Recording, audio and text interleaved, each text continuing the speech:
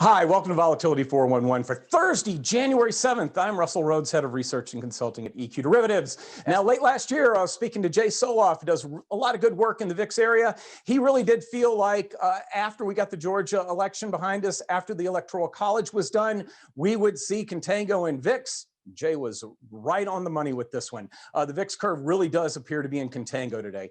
January is at 2340, February is at 2530, and then out to August, it's basically a 2560 to 2570 range. So our curve and then flat, which is something that I think we're really used to in the VIX complex. VVIX finally, it's at 111.50, down over 8 points. I would be keeping an eye on spot VIX testing that 20 level. I'd be keeping an eye on VVIX testing the 100 level, both to the downside.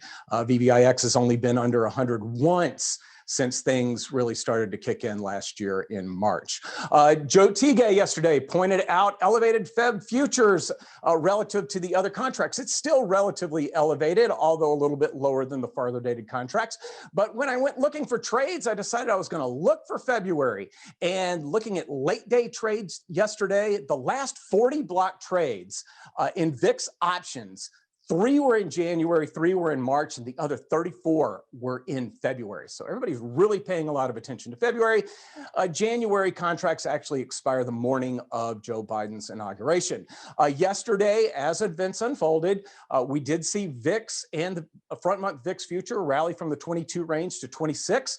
Some people did take advantage of that move. One late day trade, there was a seller of the January 20 puts for 32 cents who bought a February call spread. They bought the 45 calls for $1.16. They sold the 50 calls for 82 cents, net cost of 2 cents, a very cheap way to have a position on that would benefit if VIX moves up in February. Of course, we need to get the January expiration above 20 for that credit to work out. And then also there was a seller of 10,000 of the February 100 calls for 10 cents each in the last 15 minutes of trading yesterday, taking advantage of that bump in VIX. So with all that, I'm Russell Rhoads, and that's your Volatility 411.